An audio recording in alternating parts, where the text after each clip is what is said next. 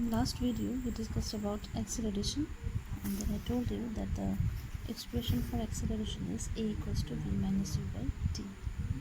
Now in case if this value v becomes less than u, in that case this will be a negative value, and if it is negative, that means your acceleration is also negative. So this negative value of acceleration is called retardation or deceleration. And in which case we will get the negative value, that means if an object is slowed down means initially the velocity of the object will be more, u will be more, but as it is slowed down, the final velocity of the object v will be less, so this value will be negative, and which is retardation. Okay, in the next topic we will discuss about uniform motion, very important topic. In simple way, if you want to define uniform motion, we say that when equal distance is traveled in equal intervals of time, then the motion is called uniform motion. For example, here I have made a table, and in this table we have several terms like time in second, displacement in meter, velocity in meter per second and acceleration in meter per second square. So first of all, according to this definition, we will focus only in these two columns where the time is taken in a regular interval. Regular interval means you see that it gradually increases by 2 in each step. First it is 0, then 2, 4, 6, 8, 10 meters, this way. So it is called time is in regular interval or equal interval. Okay. Similarly, we can see when time is 0, displacement was 0. When time is 2, displacement is 5. Time is 4, displacement is 10.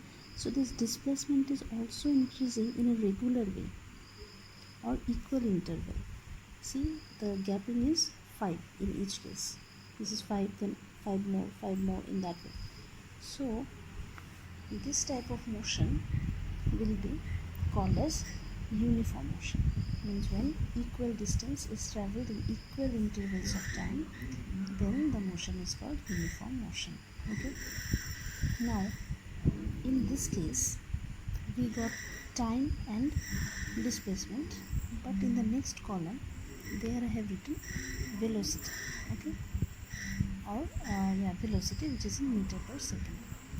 Now focus in the third column. Here for this step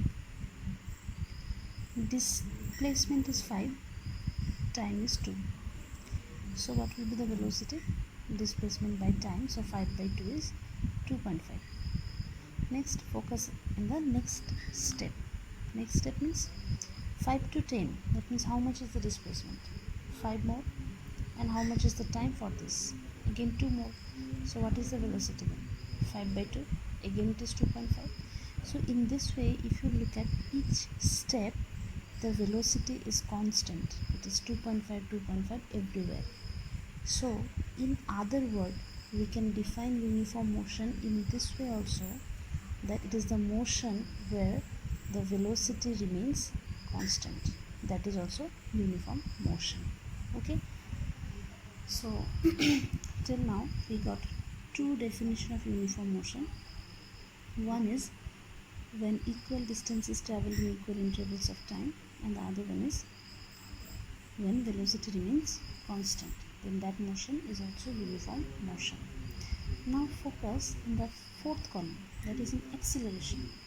So just now I told you that acceleration means final velocity minus initial velocity by time, but if you look at this column, final velocity and initial velocity is same, because the velocity is not at all changing.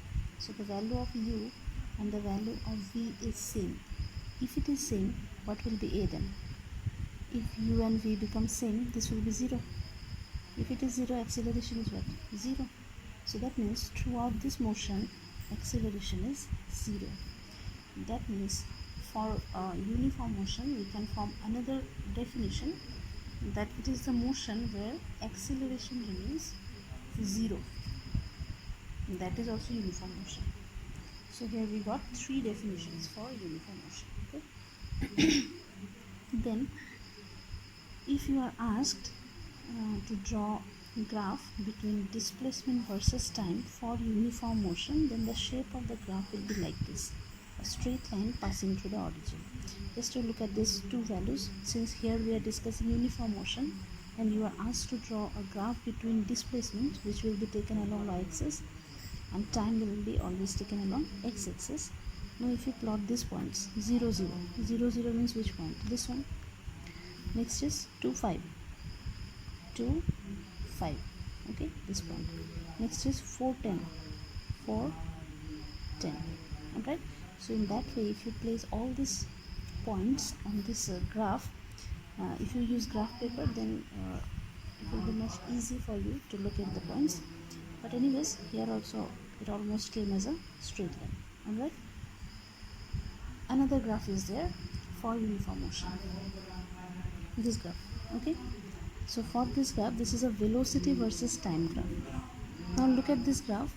Velocity at each and every point is same, right? When time is 2, velocity 2.5, time 4, velocity 2.5. So your graph will be like this. Time is increasing, but the velocity is same. This point I have taken as 2.5. Alright, so the line will be a straight line parallel to time axis. So remember that for uniform motion, displacement versus time graph is a straight line passing through the origin, and for uniform motion, velocity versus time graph is a straight line parallel to time axis. Alright, now from this graph we can do one more thing. If you close this side and this side, it gives us a rectangle. Alright, now if you are asked to find out the area of this rectangle, what will you do? Area is equal to what? Length into breadth. So in this case, length is this much, suppose. So this much is nothing but time axis, right? So length is nothing but time here. So time into breadth. Breadth is this much, and this much is nothing but velocity axis. Okay. So t into v. This gives us s, because in last video I told you about this formula, s equals to vt.